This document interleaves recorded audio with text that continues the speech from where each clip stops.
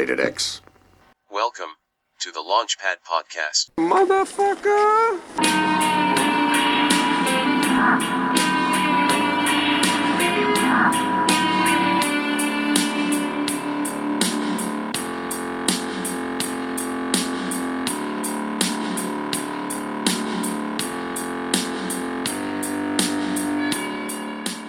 On this episode of the Launchpad Podcast, we got an old friend from high school, Hooch. Hooch Dogg. You'll never live that one down, I'm telling you, dude. My father still calls me that to this day. He'll even say that when he gets angry at me.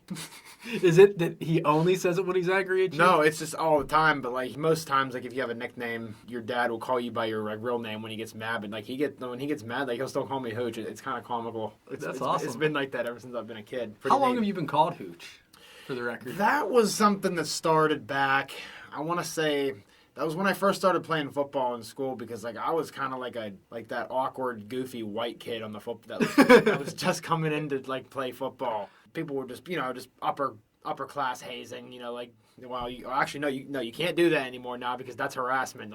They'll throw you in jail for that now. Back in the day. Yeah, but back in the day. But I was around 11, 12 when I got that nickname.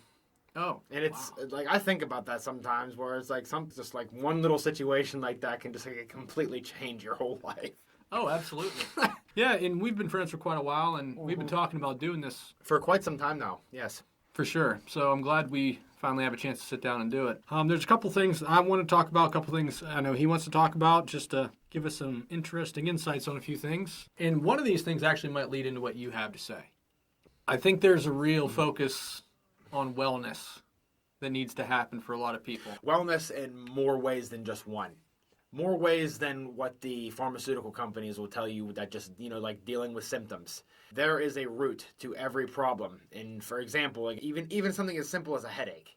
If you're getting a headache every day and you're just taking medicine, like Tylenol or anything like that, most of that stuff should not be taken. Period.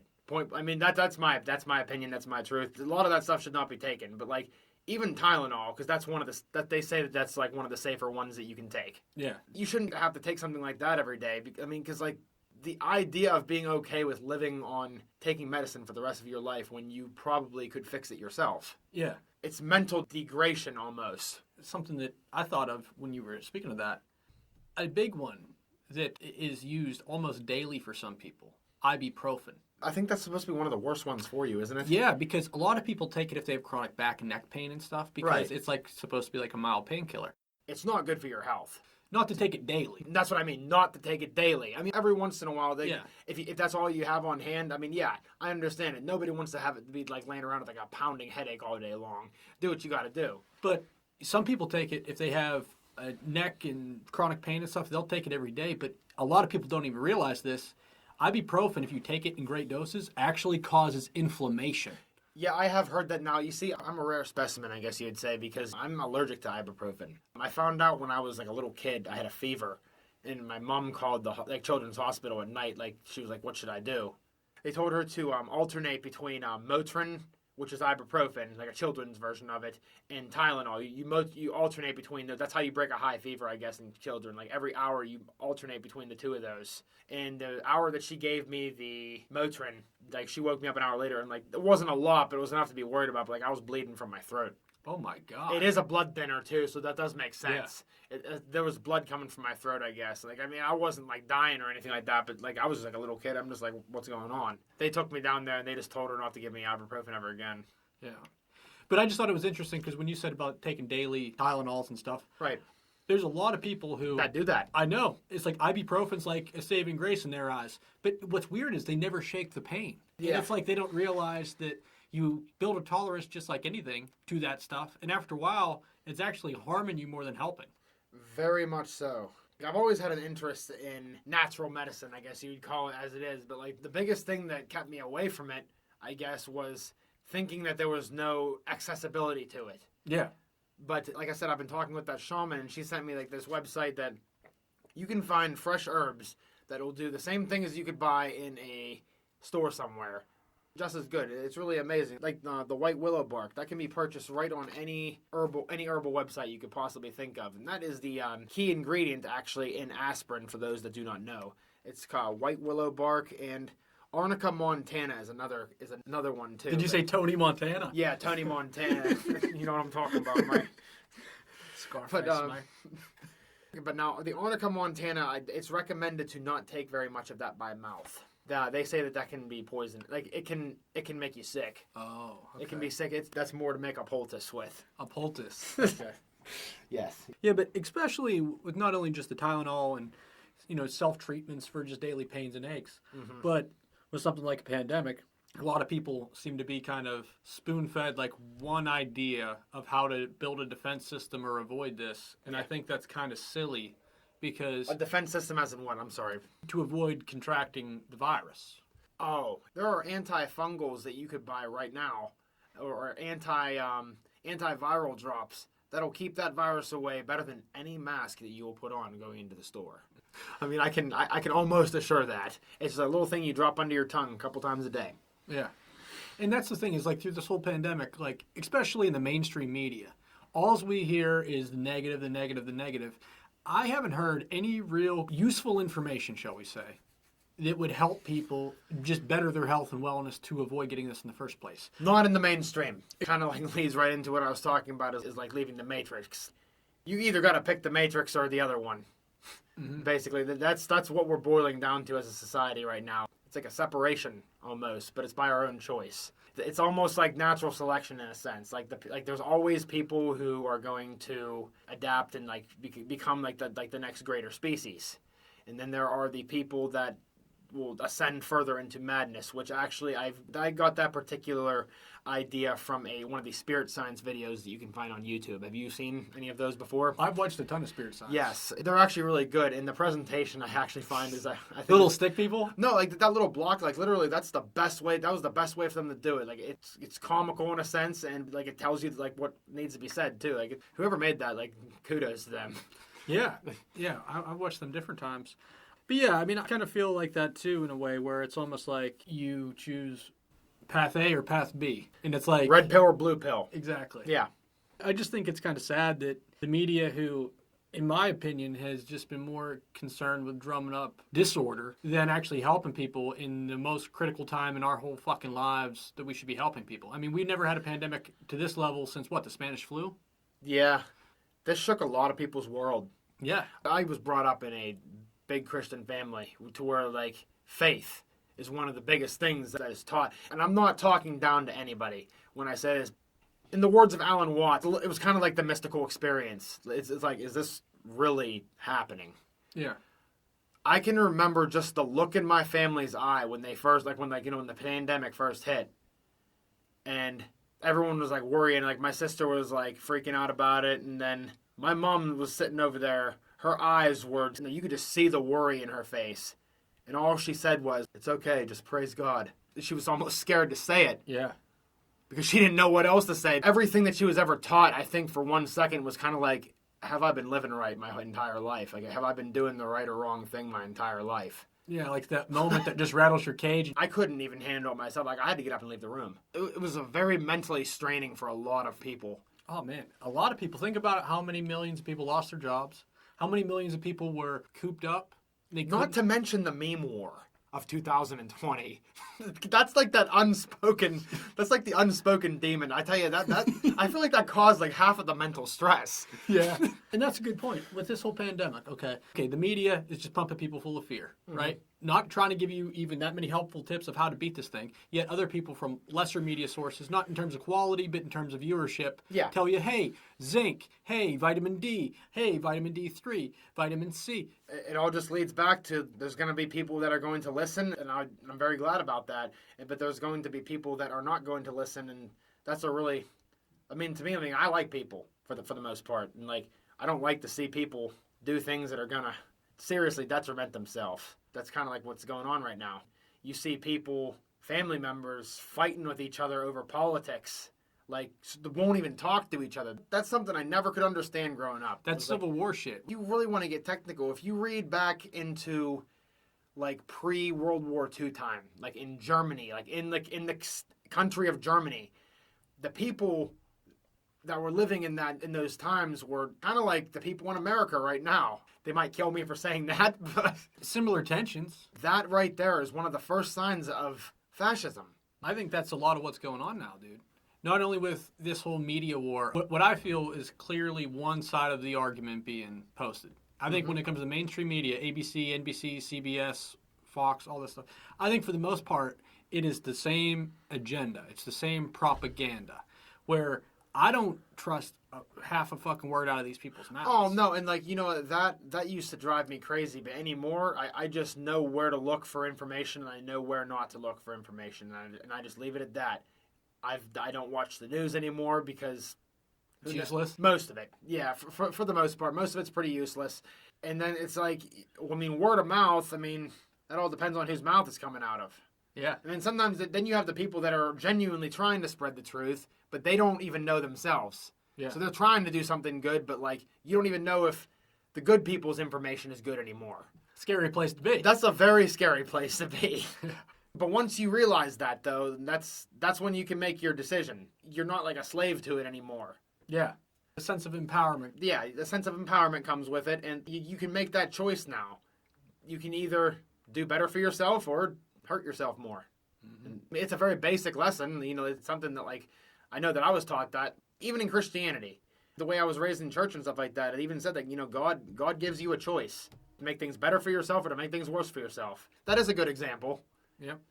Just something higher than yourself. That's the thing. And then, so when we get in a situation where government regulations are throwing people in jail for going to gyms and churches and things like that, yet they were letting prisoners out of prison. They were afraid of them getting corona.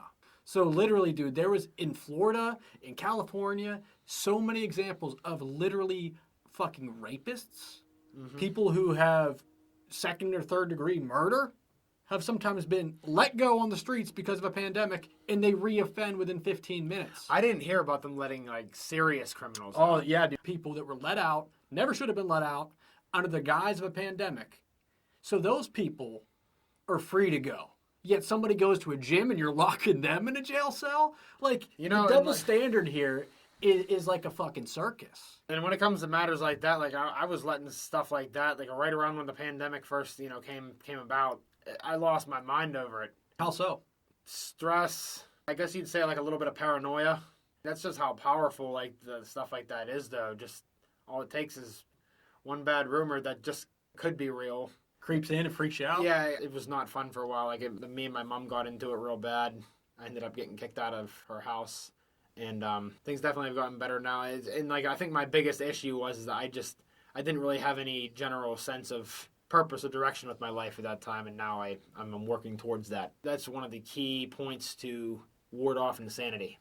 Yeah, have a purpose. I feel that a lot of people that are diagnosed with mental health problems really are just people that were never taught a true sense of direction. You talk about the paranoia and this from bad rumors. Do you think that was a part of the game, though? Do you think, like, in a weird way, the people pulling the strings wanted that to happen, like politicians and world governments, that they wanted to use this tragic situation to their own advantage? Or do you think that's getting too tinfoil hat?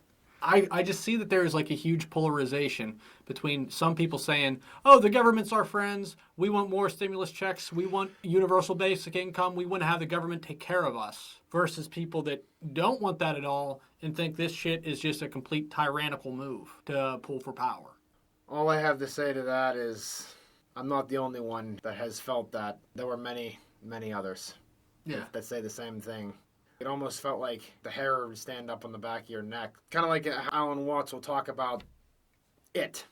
It's a nice thing sometimes, but when you ain't quite sure what it is, it's kind of a scary thing. Yeah. Just the unknown. Yeah. Just the idea that you know that something's coming, but you don't know what it is. Yeah. I mean, think about it. They use that in battle tactics. Like, that's like some pre-war signs right there. Literally, not even the people that's supposed to know what is going on. They don't even know what's going on. Yeah. That's a scary thing. For sure, dude. For sure. I mean, the last thing, just kind of wrapping up about the whole pharmaceutical stuff. Mm-hmm. I know you've been looking into holistic medicines and stuff like that. Yeah, absolutely. Is there anything that you have discovered so far that may actually impact people staying healthier and perhaps avoiding things like COVID? Just being taught to be mindful of your own body is one of the biggest things. Like everybody needs, like, might need some direction on, like, you know, what herbs to use for what ailments if you have them. Just basic body maintenance, mind and body, because you need them both. But do you know of anything supplement-wise? Supplement-wise, yeah, actually. Now, I have not been taking this for any longer than a month, but I have gotten some very good reviews on, I have it sitting right here. It's called Traditional Medicines. It is a daily herbal organic tea. It is made up of the mushroom reishi, and it has a little bit of orange peel in with it, too. It's supposed to be good for just about anything you could think of. Numbers of different things. Like, it's completely healed people's allergies, from what I understand. Like I said, Joe Diaz, I think he advertised a pill that had mushrooms in it. I think you might have actually... Shroom Tech. Yeah, Shroom Tech. I want to order some of that. I want to try that product because, like, honestly, you know very well that if Joey Diaz didn't like something, he's not going to go saying something nice about it on camera. No. No. Yeah. It's supposed to be very, very beneficial for people with cancer as well. It's like just an all-around good for your body. Just one a day. Just one tea bag a day. Yeah, actually, did I give you one already? You did set one downstairs. I haven't used it yet. So let me see that real quick. Yeah, absolutely. Reishi Organic Mushroom Tea. Mm-hmm. Wow. Okay. Well, that's supposed to be a good immune system booster. And then speaking of immune system boost, actually, I have another product here. What I have here, I have an organic elderberry herbal blend for making syrup. Now, you can make a tea with this as well. Let me see the directions in the back. It has elderberries, and elderberries are a dark purple fruit with a sweet, tart, fruity flavor. And rose hips. And the rose hips, they are dried fruit capsules of a rose flower and have a tangy, fruity flavor that's vibrant and wholesome. Horsetail herb, wild harvested with a mineral green herbal flavor that inspires personal strength and growth. Now this one on the very end here is one of my favorites. I think this is a pretty neat concept. It's green oat straw tops. The green cereal grain is known to encourage personal power and restoration. There's a little bit of healing power to it. Here, let me take a look at that. Yeah, absolutely. I have not tried it yet. You're either to make a tea with it or to make honey. You mix it with honey. That's really cool. I'm going to have to try some of that sometime. Let me ask you this. I mean, not to sidetrack, no. Just as somebody who has been around some herb for a while. Mm-hmm. Do you notice that it's kind of defeating in a way to smoke a lot? To smoke often? Yes, very, very much so. It's honestly, like, for me anymore, it's like a little bit of a depression. It's not a nice feeling. Yeah, if you smoke all the time, If like you smoke daily. Like the smoke daily, I find myself more stressed out when I smoke daily. Yeah, because I almost felt like sometimes, because even with people with medical cards and stuff, like I've talked with different people, and as a medical cannabis user myself. Yeah, myself as well. It's something where I feel like less a lot of times is more. That goes for anything. For example, when and if I would take a scoop of kratom in the morning, one scoop of the white vein, that is just... I already love getting up in the morning anyways, like real early in the morning, like, you know, I feel in the mist and everything like that, but like when you do that, you're not even, it doesn't even create like a buzz, I would want to call it. Just a little bit of a euphoria, but like you're just enjoying what's going on. Yeah. Just a little bit more so like than usual. I recommend the white vein. More than the red or the green? The green is okay. The green gave me a little bit of a stomach ache. It made me a little bit nauseous.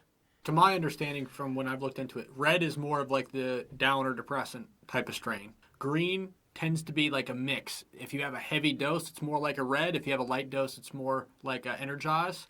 And I heard white's more like the up, like the more energizing thing. Yeah, right, absolutely. And now they also have a yellow. I never had it. Gold. That's supposed to be like a hybrid cross.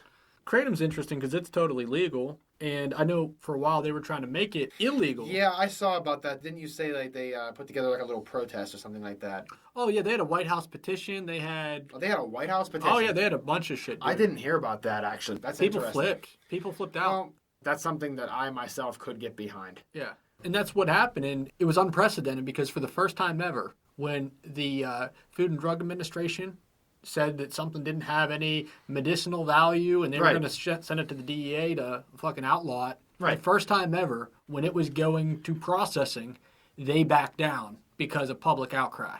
Mm-hmm. So I think that was a win for fucking everybody involved because the last thing we need is something to be strictly illegal and back on the black market. Because that's where the Oh, danger comes from. It is illegal, I think, in some states. Yeah, but if you look at the reason, all these people that died from it had other shit in their system. Did Whether, they? Yeah, all of them. Whether it's pain fucking killers, all of like, them, dude. There were none that it was All of just kratom as a result of it. Like, I think I heard a story of one person that had like some sort of allergic reaction, like Well- something that you couldn't control. Like there was nothing close to an LD50 rate that was reportable. Where you know what that is? Like, No. LD50 is like say if you take an amount, like a high amount, and then I take the same amount. If Yeah. one of us dies, that's an LD50 rate. That means 50% of people who take that amount might die. And that's the thing that happens for certain drugs and causes them to be classified. There's certain amounts that are illegal or unadvised to take where people just think it's a horrible idea. But kratom doesn't have an LD50 because it alone, if you take enough of it, you'll just throw it back up. Like your body will just reject it after a while. Like if you take too much powder or too many capsules, you'll just throw up or shit it out. I experimented with kratom for like a week. I don't use it daily. I wouldn't recommend using it every day. You could just moderate. Oh, and like the taste. Oh, it's awful. Yeah, kratom sucks. Like the actual taste of kratom is garbage. The Yeah. only thing I've ever been able to do is mix it with chocolate milk. It never dissolves. It never actually dissolves, but you can shake it up to where it's pretty good. Yeah, like if you get like a little jug of chocolate milk. That's what I would usually do when I would work at USA. And I used it for when I was working at USA Installation for the main part. Now I use it for like hikes. If I go up in the woods or something like that, like that is the prime time to do it. Yeah. Just a little out in the woods. It's not like spacing you out. For example, like even anymore, like if I smoke too much weed, like going on a hike, like the idea of that just might be a little bit like, oh. Yeah. You know what I mean? But like if you take like a couple capsules of kratom or something like that, that's kind of like uplifting. Yeah. Like it makes you want to do it. It makes you want to do it a little bit more, and it helps take what motivation really is inside of you and kind of brings it to the surface a little bit. Yeah, I mean, natural things that can be used for certain benefits and advantages. Yeah. Nothing wrong with that. Absolutely. I mean, as long as you're not acting like a clown and No, being yeah, an idiot. absolutely. And not taking too much of it either. Like, for example, I'm not going to sit down and eat a whole ounce of psilocybin mushrooms. No. Nor should you. Well, I mean, if that's what you're into. No, I'm telling you. Disclaimer, don't. Don't ever do I such would a never do that. I think the most I have eaten, I think I was maybe about 20-some years old. I was about maybe 22. I ate almost a quarter.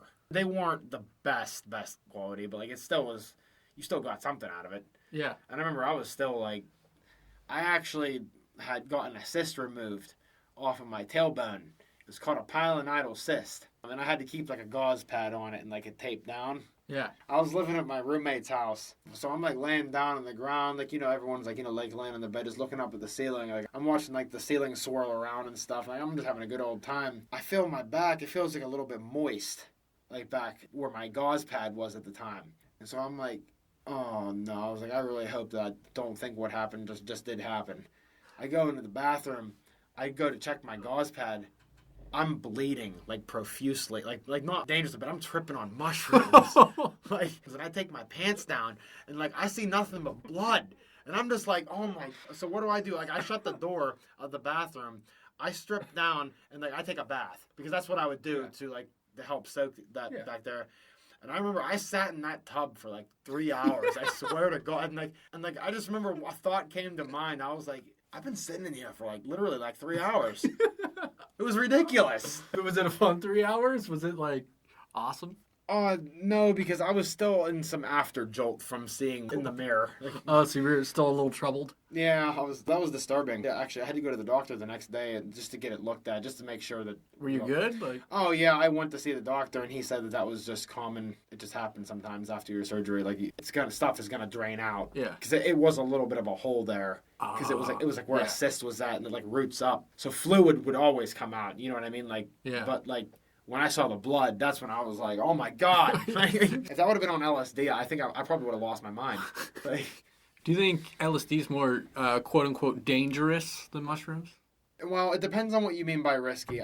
In terms of if you see something like you saw with the bleeding when you were it depends on the person's brain. Trip is not something like, there might be one person where that can take mushrooms and be fine. Like, but then again, I know people that say that when they take mushrooms, they kind of dissociate. They don't necessarily like have a freak out session, but like it makes them uncomfortable. They don't like doing it. I've heard vice versa. Now, as far as safety goes, though, like for your health, I will recommend fungus to anybody over LSD. Yeah. Just due to the fact that you do not know what is on that tab. Yeah. I'm not saying that I haven't tried it. I have experimented with LSD, but when you buy that, it does not matter what the person says, what the person tells you, or who they know, who their brother knows, or whatever. Like, you do not know what is on that tab. It doesn't matter what Grateful Dead t-shirt they have on. No, it doesn't matter what freaking logo is on it, like what little design is on that. You can buy blotter paper down at Benjamin Beatles for $15 a freaking sheet. Yeah, but that Bart Simpson stuff though. Look out. That is kind of contrary to what I just said. But I have been told that. But then again, that's any kind of gel tab acid. That is gel tab acid. And you can find different kinds. I have not had the opportunity to experiment with that before. The Bart Simpson? No, just gel tab acid in general. Okay. That's what the Bart Simpson is. There's different pictures on gel But tab they're all acid. gel. That stuff is supposed to be real. A buddy of mine was saying that he would, in high school, of this gel tab acid, the Homer Simpson one, he said that they were tripping face off of they would cut slivers off of this one hit, and they'd be just rolling. That's how potent this stuff was. Yeah.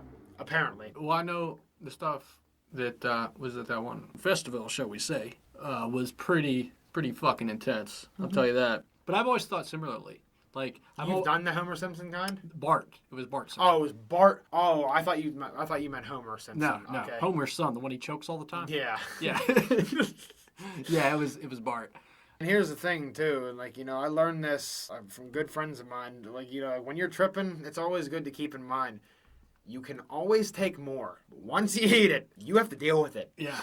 Amen. That's wise words. Death might not result of it, but that's not what the concern is when taking psychoactive drugs like psychedelic. You're not going to worry so much about an overdose as you would Losing your fucking mind. losing your goddamn mind. Yeah, for sure. It's not something that I would ever want somebody to.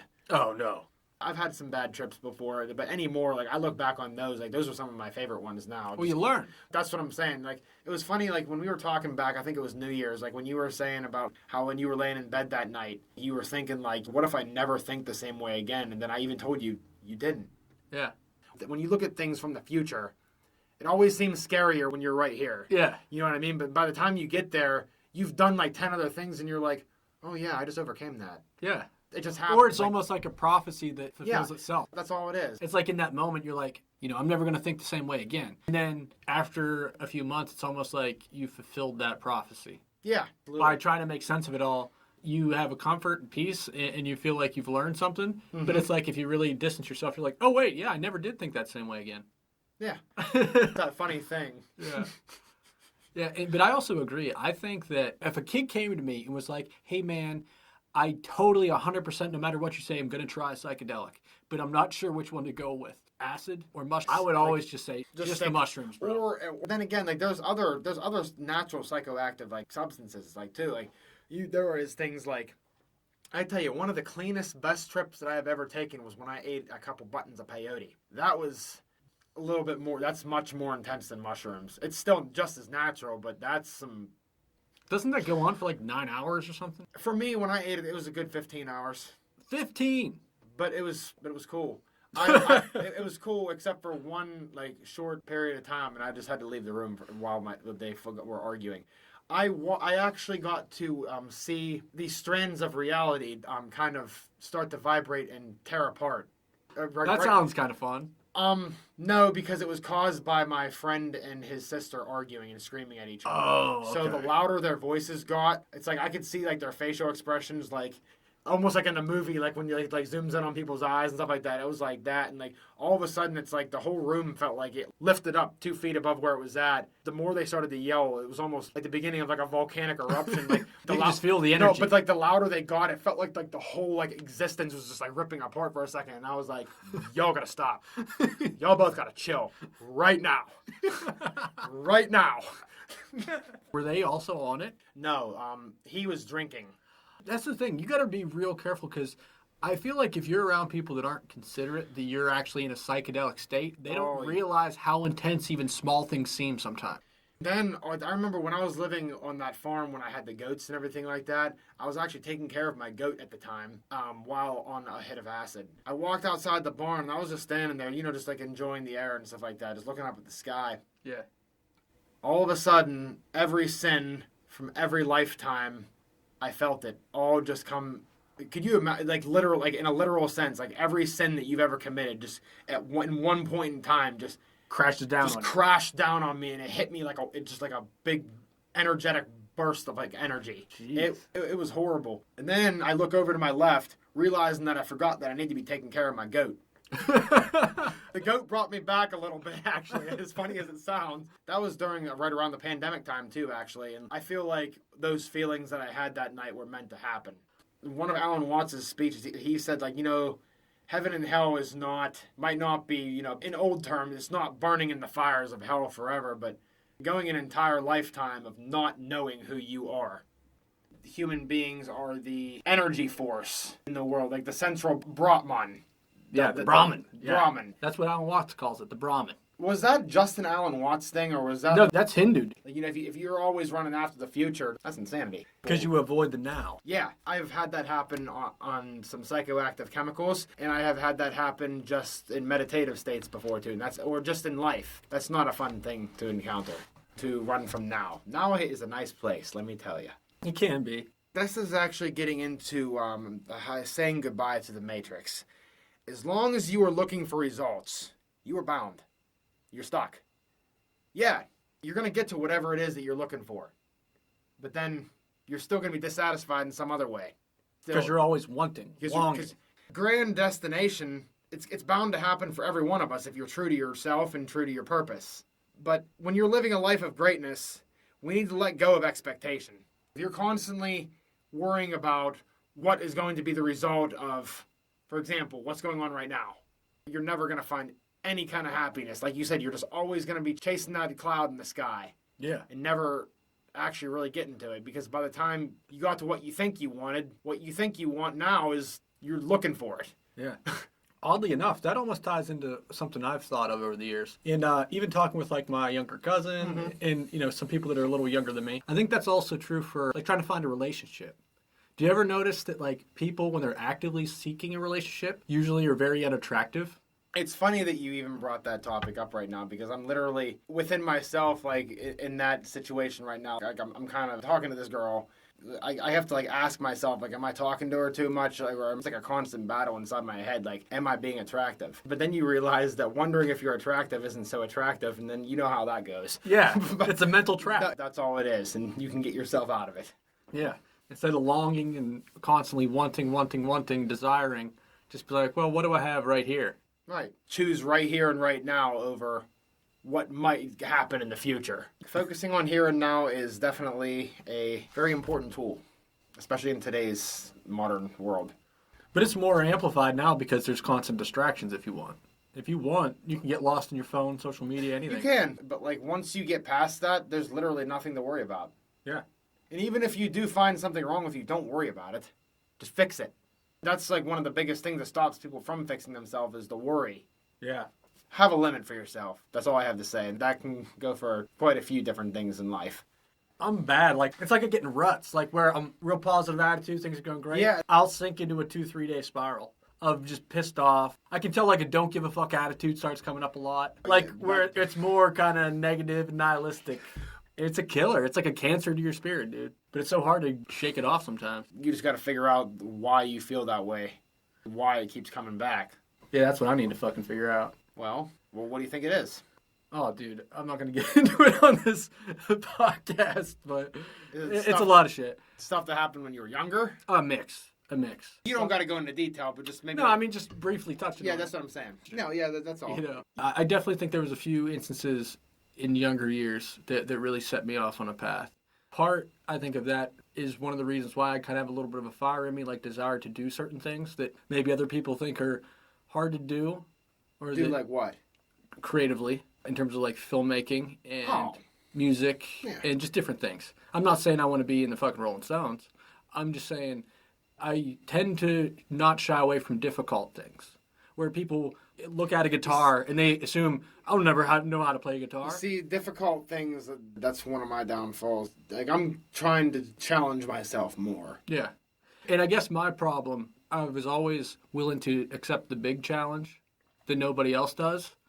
But sometimes on, like, more of the minor things, I can get derailed on, oddly enough. It's like where I'm so far looking in the future sometimes that I trip over what's right in front of me. And that gets back to the now thing we just talked about. Finding a better balance with that. That's a funny sort of thing. But I think some of that did for sure come out from childhood. And I think some of it also was I moved out early. Like 18, I was out on my own. I moved 19. Yeah. I think it's interesting because that helped me in a lot of ways in terms of like developing independence for sure. Yeah. I think I learned a lot more about the world than a lot of people. Even people that went to college. I think some of these people that went to college, that was just like another scaffolding or shelter for them to cling to. It wasn't your parents anymore, but it was your professors. Right. It's like you're their puppets, where you're not thinking for yourself, having your own experiences. You're living vicariously through everyone else. I did that for a little bit. Yeah. Everybody does. I mean, everybody plays the game sometimes. But I think I broke out of it real young because I almost had to. Yeah. I'm happy for everything that I had because like I'm on a good path right now. You know what I mean? And I'm always be grateful for what I have. But I feel like when I first, like, I did move out kind of young, too. I learned a completely contrary set of things about life. Completely opposite from the way that I was brought up. But don't you think you seek that out, though? Even though I did seek that out, like, when I was in the moment learning whatever it was like, is this really what I signed up for? Yeah. Like, I literally have had that exact thought many times before where I'm just like, damn. Same, dude. Anymore, though, it's just like when fucked up shit happens, like, yeah, it stresses me out, but like, yeah, I get it taken care of, but like, I just laugh about it anymore. You almost have to. It's so fucked up because people always, like, if you laugh at a fucked up situation, they look at you like you're a lunatic. But call me crazy as fuck, but that is a coping mechanism. Like, sometimes when shit's so hard you don't know what to do. Absolutely. You could fucking laugh or cry. And listen, when I grew up, you were taught the only place it was okay to cry is at a fucking funeral. So you better learn to laugh about it. See, my mom would always say that crying was okay, like, other than funerals and stuff like that, but then, like, her actions would show otherwise. You can't change the world, you can change yourself. But that changes the world. If enough people change themselves. People are changing every day. Like, there's full awakening groups right now on Facebook. Like, yeah, but some of those groups are just... Some of them. I'm wild, though, bro. I'm in a really good one. It's called Starseed. It is ran by the shaman that I talk with. It's got a lot of very good, very uplifting things on it. I could ask her, honestly, if I could, like, get you in on the page if you'd ever want to, like, just check it out sometime. Are you trying to get me into the Freemasons? No. Are you trying to sign me up for the fucking Illuminati, bro? That is, you know, like, things like that, like, when I see things happen in the world, like, yeah, I feel sorry for any family. My blessings go out to any families who lost anybody, like, due to the coronavirus or any of the riots that are going on right now in the country or anybody that is, or any of the people that are living in some of these ICE facilitations that we have on our borders right now. I don't know if you were aware of that. Like, that's another whole issue in itself. Like, I know, like, there was some of that coping laughter again. That's something that really had me, like, scared for a minute because, like, for a second I felt like history was almost repeating itself. Well, here's the thing, dude. It does. And I think some of this is intentional. If you go to school, you remember school? The most boring fucking class 9 times out of 10 was what? History. Yeah. And is it because history itself was boring? No. It's because how it was presented or the limited amount of what they actually wanted you to know. Absolutely. Because if you look into history, you'll notice a bunch of amazing patterns where they do, in fact, repeat themselves. And I think people do themselves a disservice by not looking into history at all. So you are under the impression that everything that's happening now is new. But really, nothing new is under the sun. It's all repetitions of the same type of human behavior. Mm-hmm. So when you start hearing, hey, man, there's like work camps, that is no different than the ones in 1942 that we want to stop. Just because that was in Germany when people were at work camps and prison camps and shit, North Korea has them now for their own people. Why? They're a nation that bought into the guise of, hey, the government will take care of us. Let's give all the power to the government. And the government has decided to starve out their own people, keeping all the resources for themselves and putting their own people into slave labor camps. So that's why when people say, hey, man, let's just trust the government and let them take care of us, that's a great idea on paper if you had a government that actually gave a fuck about you. But guess what? No government in the history of the world actually really gives that much of a fuck about their own people. They're in it for the power. I'll die that day. You would? You wouldn't go to the camp? Actually, no, I would. You would go to the camp? Yeah, I would go. Let all the people, anybody else there that know that there's someone that gives a shit. I've thought about that because, you know, a lot of the big theories are, hey, they're going to come to your door and if you don't have a vaccine, the tinfoil hats of the world, say that's going to be the trigger of the next slave camp. I don't think that any of this is going to happen. I really hope it doesn't. I'm not saying I believe it. No, I fucking hope. that, But here's the thing: I don't trust any goddamn government on the fucking face of the earth. I That's don't. what I'm saying. I Fuck don't. Joe Biden. Fuck Donald Trump. Fuck Kim Jong Il. I understand why you They're a bunch feel, of cunts. I understand why you feel.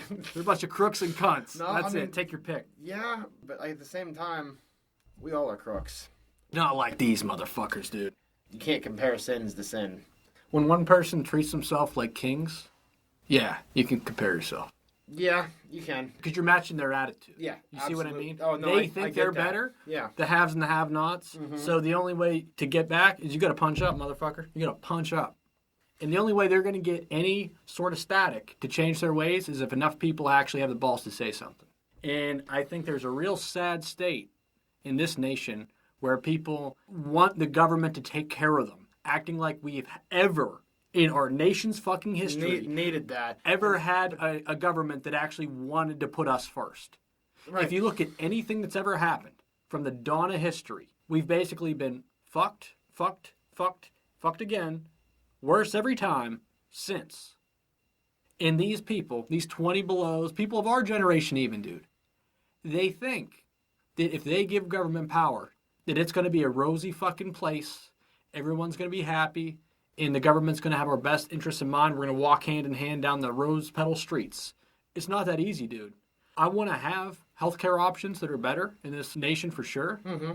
But the fact of trusting government with all is never a good idea. Not right now. I know that someday we will have a government that is good. That would actually represent us like they should? Yes. Well, I hope so, dude. But I have a lot of doubts after what's going on here today, dude. Yeah, but then again, we're pretty much at rock bottom. The only place to go is up. Yeah, but how much further down is this bottom, though? No, we're getting there. Things will get better. Things like this, though, this is like a point, in, I guess you'd say, in my own personal journey in life that just, I'm no longer bothered by it. I'm not afraid. Whatever happens, happens. If they want to lock me up, I'm not fighting. So you were going the Socrates route. I know who he was, but I don't know what he did. That's kind of roundabout the idea. You lived back in the day when everyone thought the earth was flat and real early man, back in Greece. And he had some very controversial ideas, and they said that if he didn't publicly apologize, that he would be put to death in front of everybody. His friends, co-writers, colleagues, I guess you'll say, they came to the prison the night before his execution and had supposedly a perfect escape plan where he could, without a doubt, get out easy, scot-free.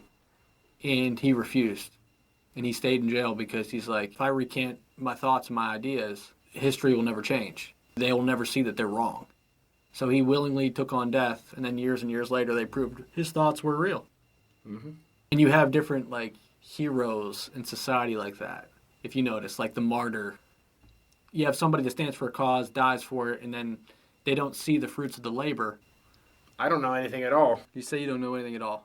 But what's the juiciest conspiracy theory that you sign up for? Do we really have to get in? I want to know just one thing, far out as you're willing to go, in terms of what you actually think is true.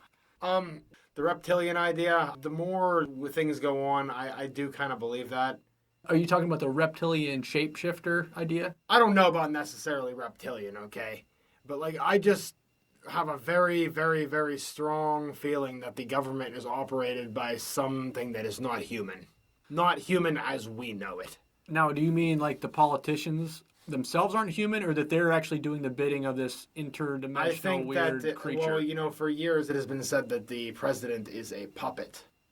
But who are they actually a puppet for? That's the biggest question right there, because, I guess you could say Congress, but I don't know. None of this stuff really, I'll talk about it, but it just doesn't bother me anymore, stuff like that. Did it used to? Yeah. What prompted the change where you just let it all go? Knowing that I can. You can let anything go. Any type of trauma. Any type of negative connotation or anything you want, you can just let it go. And there's many ways of doing it. Get down on your hands and knees and pray at night, or write in a journal. Just some type of releasing activity. It's very good, and then eventually this stuff that we're talking about right now isn't even going to be concerning. It's a nice feeling. The definition of nirvana is the breathe out state. Did you know that? I thought it was being one with like the samsara. That's what they mean by the breathe out. Like, what do you do when you get out of a situation where you almost didn't make it? Exhale. That's the way Alan Watts described it, actually. He said it's the breathe out state, like, oh, I don't have to deal with that anymore. Yeah. That's nirvana right there. It's a nice thing. That's my depiction of nirvana, I guess you would say. So you're not necessarily talking about Kurt Cobain. No. I mean, their music brought a state of nirvana. Yeah. I enjoyed Kurt Cobain's music. This is something else I wanted to get into because we talked. I believe it was off mic at the time about Kurt Cobain and like how he, on a suicide note, quoted Neil Young about that it's better to burn out than fade away. That's one of my favorite songs by Neil Young. Actually, it's Out of the Blue and Into the Black. Yep, that's a hell of a song. Yeah. I like a lot of Neil Young. Do you like Cinnamon Girl? It's not my favorite. I wanna live with a cinnamon. You know what I like better than What's that? Cowgirl in the Sand. You ever hear that? I never heard that one. Dude, actually. the fucking guitar, bro. I swear to Do God. you like Crosby, Stills, Nash and Young? Oh yeah. Do you Ohio? That's that anti-protest song when they killed those college kids. the Kent State shooting. Yeah. Or do you know? I like the song by Crosby, Stills, Nash. I like Southern Cross. I've heard that one too. Yeah. I always thought that was a Neil Young song though. Neil Young Neil Young used to play with them. I know, but I thought that was his solo song for some reason. I think he might have done a cover of it, or he might have done it originally. Who knows? But that's that. Got out of town on a boat to the desert island. Yeah. That's my dad's favorite rock and roll singer. Neil Young? Yeah. Yeah, my dad likes Neil Young a lot too. I got to say though, I like him more for the guitar than his singing. I don't think he's a bad singer, but I don't think he's a great singer. It's more the guitar for me. It's not a pretty sound. But, all soul. It's all soul, not technical. But you can tell that he's feeling what he's singing, though. That's what I'm saying. Yeah. I'm not saying it's a bad thing. Even with his voice. I'm saying he's not one of those singers that's doing it in a technical register. No. It's all soul and expression. Like Bob Dylan, another example. He's not a technical singer. Right. You know, it's more about the songwriting. Like the song itself, the words, the flash of everything, the feeling overall. Mm-hmm. But what I was saying about the Kurt Cobain, Neil Young quote is, if you look historically, not just Kurt Cobain, but you know Jimi Hendrix and the whole 27 Club. Oh boy, yeah. But even beyond the 27 Club, you know, you have different writers like Hunter S. Thompson, for example. Are you aware of Hunter? Yeah, he wrote Fear and Loathing. Fear and Loathing. I never read the book, but I watched the movie. Do you know anything about his personal life? It was pretty wild. I mean, like lots of drug use. Yeah, I can kind of ditto with him. Maybe on a very slight, maybe not quite as much as Mr. Thompson, but no. But let me tell you what the first half of my 20s were pretty close. Well, I can tell you this, dude. I guess what I'm just getting at is, isn't there something oddly appealing in a weird way to like that level of madness? Like, when you hear about a Hunter S. Thompson wakes up at 3 p.m. and then he's just drinking liquor with his grapefruit and snorting cocaine every half hour, and then he does he just does drugs that would kill most people. Oh, yeah.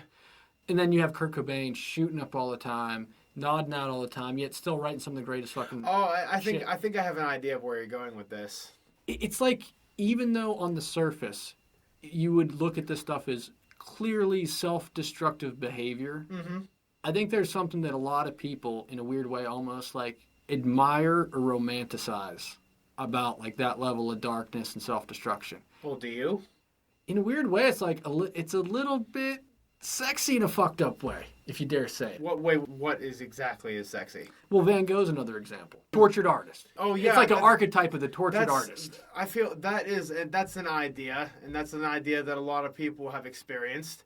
That has been depicted in many different ways. Honestly, my favorite way of saying that is beat Nick. Yeah. Just like every other type of label, like such as the hippie generation, like the idea just gets completely thrown out of the water because people just start partying, and you know what I mean? And like the next thing you know, it's not even what the cause was about to begin with. Yeah.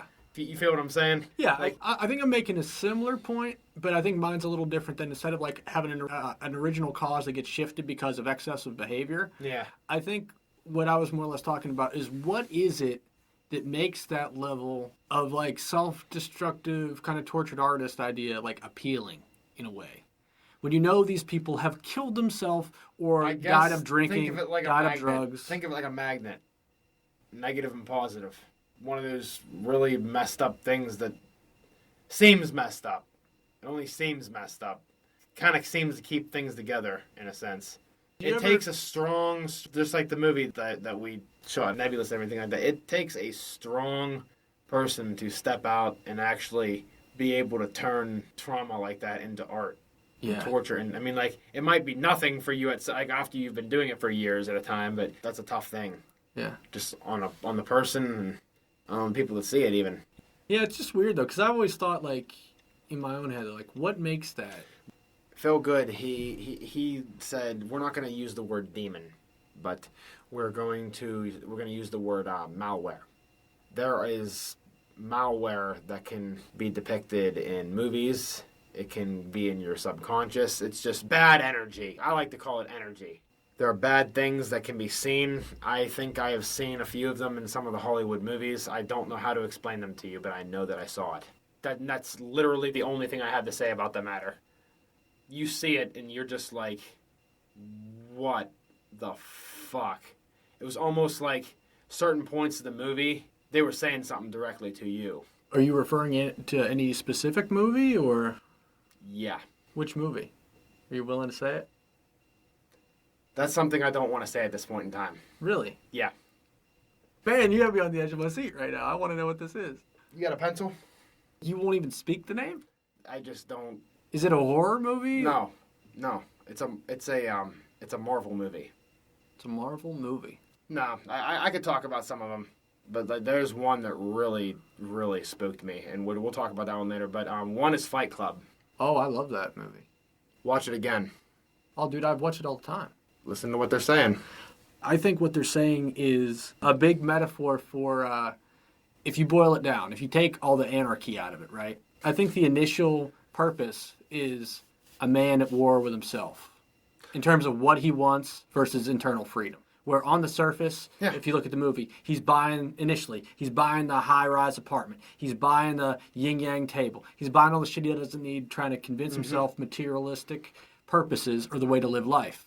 And then he finds out through, oddly enough, this huge episode of violence in meeting somebody he thinks is different than himself, that there's ways to live on the grimy side of life that gives you much more purpose than even being the guy with a good job. He goes from being the guy in a cubicle job making good money to throwing it all away to being a fight club with a bunch of no good people, in a sense, to find more meaning in life. But then that meaning in life gets bastardized into what becomes Project Mayhem, where it then becomes a whole fucking negative, burned down society type organization. There's a lot of positive messages in that, and that's one of, I guess you would say, like one of, like, when I say, like, you know how I was using malware to explain it, like, that was Fight Club. I'm not gonna say that was necessarily a good feeling when I saw what I saw in that movie, but it makes you think, what is this? But what was so troubling about it? Do you remember? The Fight Club one wasn't as bad, actually, as Burn After Reading. That movie, too. That one, it's oddly humorous, but at the same time, it's like, holy shit, like, this is half the people that I'm spending, like, my time with. Yeah. It's meant to be like a satirical comedy. Yeah. But I never could get why it was funny. I literally had to sit there and watch it 3 times. And then when it finally kicked in, it's like, holy shit. Did you ever watch it? Yeah, it's a Coen Brothers movie. Brad Pitt and all that. Yeah. That one's, it kind of is a little bit spooky, though. Do you remember at the end, like, when he looked at her in the eyes? Yeah. That's the scene I'm talking about right there. There, and a couple other times, where it's like, whoever made that movie was taking a jab at a very specific group of people. Mm-hmm. And I, at that point in time, felt like I was in that specific group. I see what you mean. And I'm just like... So you felt like it's they were making fun of a part of the audience and you were a part of that audience? Yes. I'm not going to say just me specifically, but no, that's still a spooky thing, though. Yeah. But what I mean by the malware, though, is like, it's like subliminal messages that are put in movies that only certain people can see. Do you feel the same way with books? Oh, yeah, on the road. Like it's targeted towards you, in a way? Some You parts of relate it- to it enough? Oh where yeah, like you see yourself in like the some story? parts of it when Jack Kerouac was talking about. Remember when he moved down to Mexico and on the road for a little bit when he was living with that family and like he was sitting there wondering how they were all so happy, but like they were all dancing, like there was no food to eat, but they were like, we get it, we get it. Like he said, he looked over at the other guy that was riding on the truck with him, and he looked him in the face and he said, "Manana, manana, manana," and it meant heaven. I knew what he was talking about when he said that, like just like being in a situation that like you're just consumed by it. I mean, like he was very depictive. Like when he explained that Mexican family, he was talking about like the chickens that that would run around like all over the place. The children would be dancing and playing, and then he said, then I looked over to my right and I heard manana, manana, manana, and it meant like I love you or heaven or something. I'm in heaven or something like that. Some of the William Burroughs stuff, like that's kind of like a resting place for like when things get really bad. I like to read some William Burroughs. like when things get really bad, like he kind of lifts you up a little bit. Yeah. I like him because even in the most dark situations, there's always a humor. Like the way he writes, if you ever read his writing, like his actual books. I still have yet to read Junkie. I'd really like to read that one. Naked Lunch is good, Junkie's good. But they're all the same thing. Like they're depicting some of the most dark aspects of humanity, yet they do it with humor. They don't do it intentionally, though. No. That is clear intent. What? The way William Burroughs writes, Yeah. to find humor even in the most dark situations, that is 100% intentional. That is him doing his own artistic voice. I mean, that's what you do as a writer. I mean, I know you said Fight Club, for example, kind of freaked you out a little bit with some of the things. It just is one of those things that it completely changed your view of reality. Yeah. Even though that sounds odd and might be troubling in a sense, that's like what good art is supposed to do. Oh, yeah. You know what I mean? There's a lot of movies, Hooch, I could boil down. Ones you even probably saw, what you witness on the surface is one layer of the onion. But if you want to know like the actual theme and like true quick meaning of the movie, it's something completely alien that's kind of hidden in a subliminal way. Mm-hmm. Because that's how you're supposed to build a movie. These people that make lame movies that nobody wants to watch, they're boring. They're all just strictly on the surface. They don't have those nuggets inside, that Easter eggs as they call them, where some people realize what they meant or what they're referencing or feel connected to the story. Yeah. That is by design if you're making a good film or a good book or anything like that. There's a couple movies I want to show you, dude. Like I'm talking some of these midnight movies from the 70s that were made back in acid culture. For real. Back in 1970, like early 70s, they had what was called a midnight movie. So theaters would only play these movies at midnight or later in like big cities like New York City, Los Angeles. And there was a movie partially funded by the Beatles. It's one of my favorite movies of all time. Because when you say about Fight Club, like, it almost changes the way you look at reality. In certain movies like that, it is one that does that. The movie's called The Holy Mountain. And the whole concept is there's a group of people going to find basically the meaning of life. And they encounter places based on riches, based on drugs and parties, and based on different like astrological connections. And then they go forward, and I don't want to completely ruin it because I want you to watch it, but it is a movie that literally feels like you're on psychedelics. You don't even got to be smoking or No, like the type of lessons and like the waves in and out of like the complete absurd, which like great lessons that you have it. Yeah.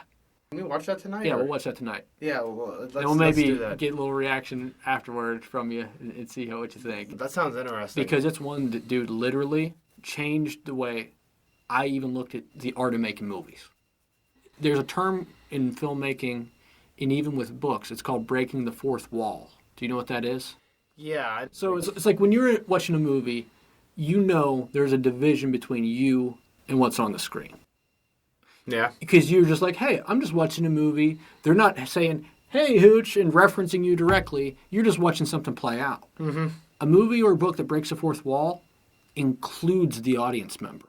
So what that means is they write a story or have a character, sometimes comically, reference the audience. Like if you ever saw the Deadpool movie with Ryan Reynolds. That was the other movie. Deadpool? Yeah. where he talks to the audience like, and then goes back to do what he's doing. Yeah, but some of the stuff he says is just off the fucking wall. Exactly, right? No, like that movie has seriously taken a toll on my mental health, I feel For like. real? Yes.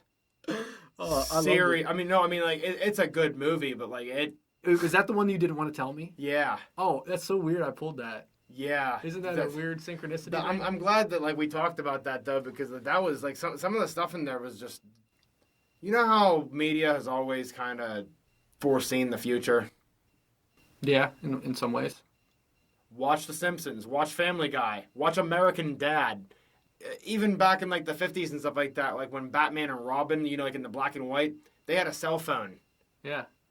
They had like a Star little Trek had iPads, dude. But Deadpool seems to go along with. I feel like it's going to be one of those movies that kind of. What's going to happen in the next Deadpool movie? I don't know. Have you seen the last couple? Well, I think there's only two. Yeah, that's what I mean. The last two. Yeah, I saw the last Nobody like that. That's like a big like hot controversy among Marvel fans. Like everyone is just like so anxious to see what it's gonna be. But my buddy, I was just talking to my buddy who's a huge Deadpool fan, and I asked him, "What do you think is gonna happen in the next one?" And he said, "I literally have no idea." And if this particular movie is following what is going on in the world right now, what is gonna happen? No, we're asking that question anyways. Like here in the next couple of years, I feel like something big. Something weird's gonna happen. Nah, well, maybe weird, but I think it's gonna be whatever you want it to be. Good weird, bad weird. That depends on you. I know for me, like I'm building a good future for myself. Yeah. I feel like there's gonna be some problems for some people, but then there's gonna be some people that are really living high on the hog, I guess you'd say. But that movie, the fourth wall, like that's kind of what that is. The fourth wall applies when it's intentional, when they're actually designing it to include the audience member. I guess to put it a little simpler, it's almost like when a movie is self-aware in letting the audience know it's just a movie, instead of trying to portray itself like reality. You know, like a Denzel Washington movie where he's a cop and he's trying to bust a serial killer. Like, they don't want to elude you into like, hey, it's only a movie to take you out of the movie. You know, they are wanting to hold your attention. But certain movies, by design, a part of their artistic flair or comedic flair, will be like, hey, it's all just a show. Letting you in on the joke. Alan Watts talks about that too. Stripping the veil. Yeah, piercing the veil, dude. That's what it is. It's letting you see behind the curtain. The Wizard of Oz behind the curtain. Pay no attention to the man behind the curtain. Exactly. Exactly, dude. So this is something else I wanted to touch on.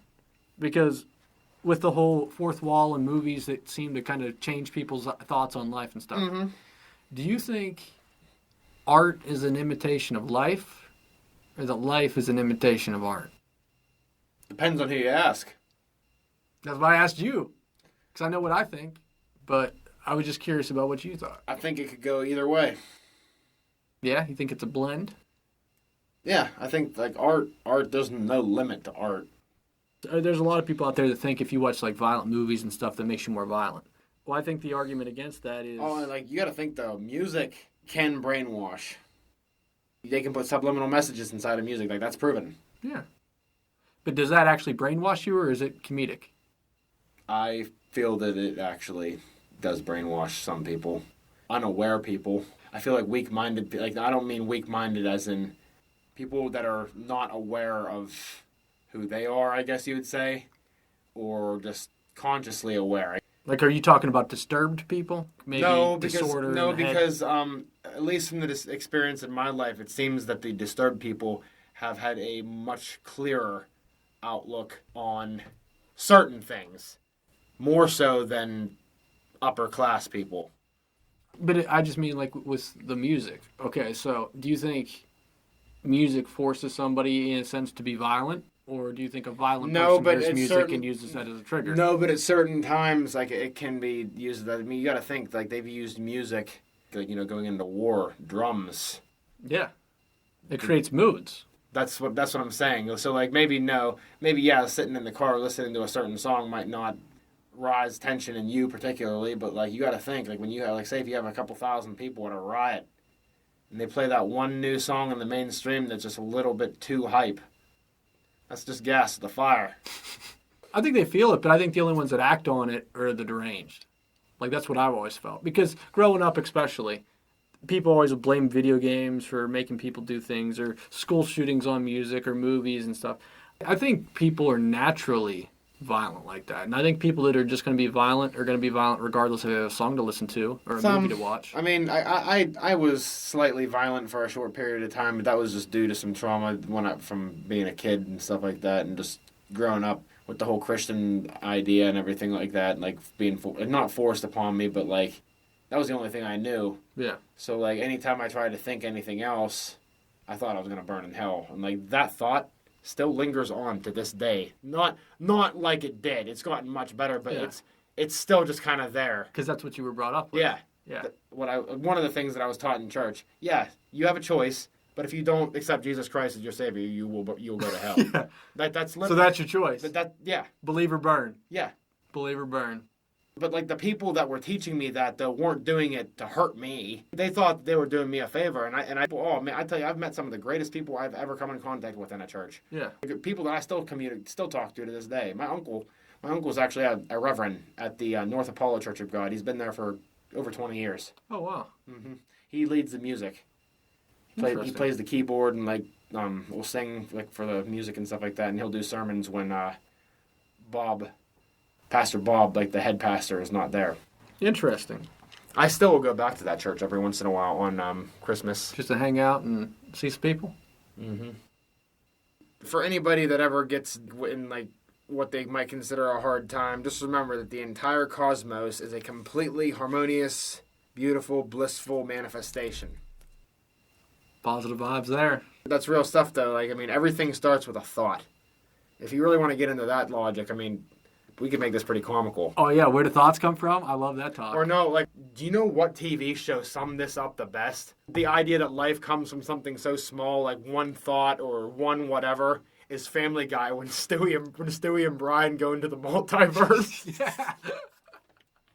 I remember as a kid. That was a good fucking episode. No, there's a couple episodes like that. I remember as a kid sitting there watching that with, like, no idea of, like, concepts behind this. And I'm just sitting there, like... I mean, I was funny, but I'm like, what the fuck? Like, I thought these people were crazy. But now... Like, but now it's like, this might be happening. Like,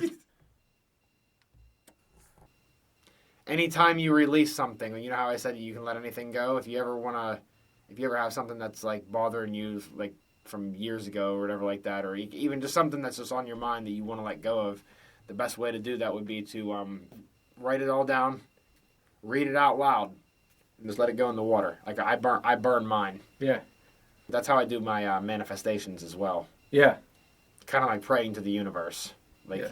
I meditate on it, think about it, and then I take it up into the woods, and then I read it, like, out loud, and then I catch it on fire and watch it blow the ashes away. Because I think horoscopes are interesting, but I'm not like... Oh, I'm sold on it. I'm not 100% sold on horoscopes. Not horoscopes, but, like, that's going in the right direction. Like, that of the truth.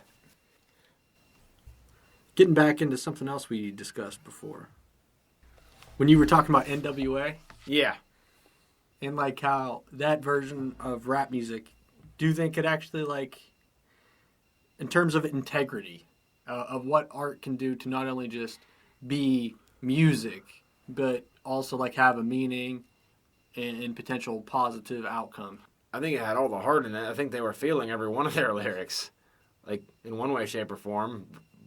But do you think that was, like, at the end of the day, more of a positive outlet or one that brought more negativity? I think it depends on which side you choose to look at things from. I say that to a lot of things, but that's just a tough question. It's probably just like anything else. It had ways that it helped them out in that time, but then maybe later on, not so much. Yeah. Or maybe vice versa. I don't know.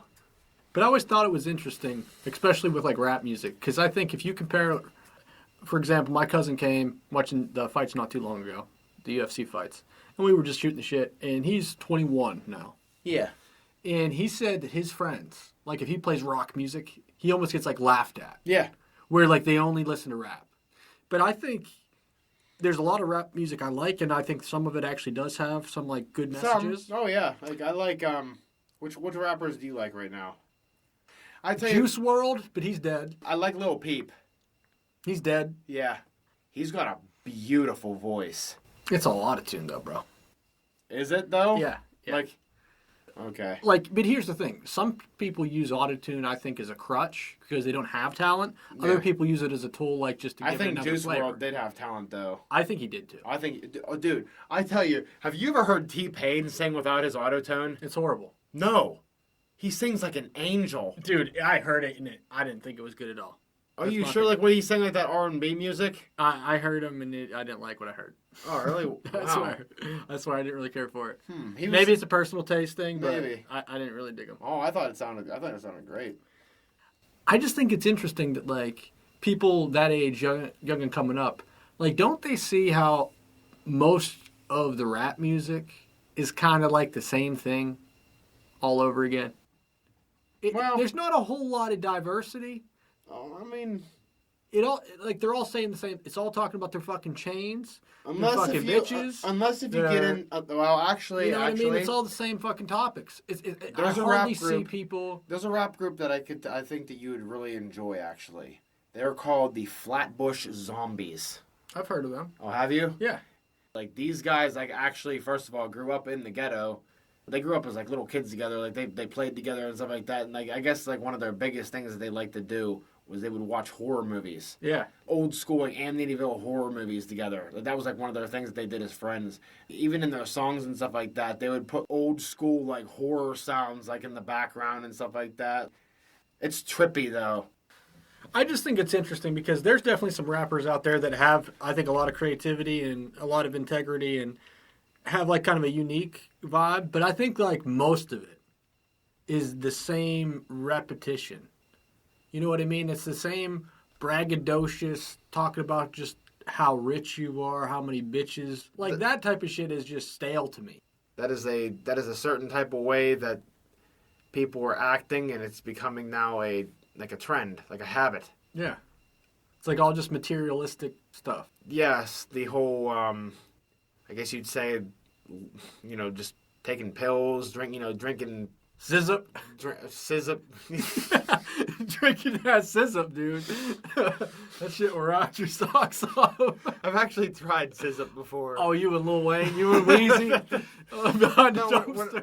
when I was younger, actually, we used to take blunt wraps and we used to dip them in codeine, like the cough syrup. Like Oh, the codeine. yeah. That would be fucking robo-tripping, dude. Well, when you do it like that, we didn't actually like dunk them in there. We just kind of we took our finger and yeah, rubbed, just a little coat. we rubbed it a little bit. It just made you like a little more like. I mean, you got all buzzed up from it. It was interesting. Yeah. Since we feel that some of those topics are kind of beaten in the ground when it comes to rap, do you think like rock is a comparison? Do you think it does have more kind of integrity in a sense? More originality? Like that there's not as much recycled stuff? Or do you think it's kind of a wash? A little bit of both. I mean, like for example, I don't care what anybody says. I like Theory of a Dead Man. Mm-hmm. I don't know if you listen to them or not. But Oh, I've heard them, yeah. Oh, you like them? Yeah. I enjoy their music, and I know that you don't like these people. I do like Nickelback. Yeah. Some people do. Some people I've do. never It's understood. fine. I understand why they've gotten such. I think it obviously just turned into like a joke. Same thing with Five Finger Death Punch, and I love Five Finger Death Punch. But I can say the reason I didn't like them is because, and maybe I'm an outlier because I listen to a shit ton of different music, a lot of different music, so I'm kind of looking at things, from a few different lenses in a way, different scope. Mm-hmm. But I just think what they write about is very, predictable. Nickelback? Both. Even Five Finger Death Punch.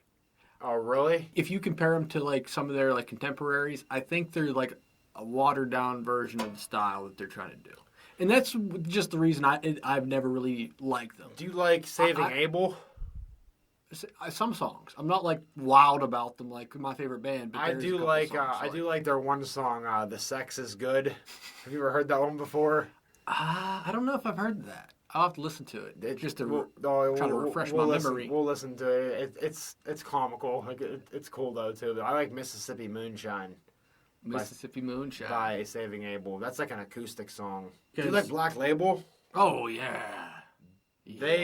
They pretty much all sound the same. Like Zach Wild does not have very much of a guitar variation. He's good at what he does, but he can't do anything else. How much have you listened to, bro? I'm telling you, he's had a lot of diversity. Really? Not His as a singer. Are you talking guitar? I'm talking guitar. Or like his guitar. I mean, work, he has a main style, that gritty shred main that's style. what I'm talking about. But yeah, he does melodic shit too. I've never Yeah. heard it. Like, It's good, man. Oh, really? I'd like to listen to it then. Dude, Like, there's a song called it's all guitar instrumental. It's called the Farewell Ballad. It's one of the most melodic pieces he's do you ever like done. Blood is Thicker Than Water? Blood is Thicker Than Water by Black Label. Yeah, he sang that. That's on Guitar Hero, dude. It's Yeah. good. He You ever play sang- that on Guitar Hero? No, I didn't. He sang It's that hard. about. So He hard. sang that about. Oh no, not Blood is Thicker Than Water. That's not even by them. I don't think. I'm talking about. It was the one about Dimebag Darrell. In This River. That's one he wrote about. Dimebag. Darryl. Yeah. Yeah. In This River. It's like a more acoustic-y one. Yeah, that's actually not too bad of a song. I like that one. I like Pantera when it comes to metal. I like Megadeth. Megadeth. Yeah. Yeah, they have some good jams. Well, all right, dude. Oh yeah, that seems like we covered a lot of good stuff today. We'll have to do another one here soon, dude. We will, definitely will. All right, that's a wrap.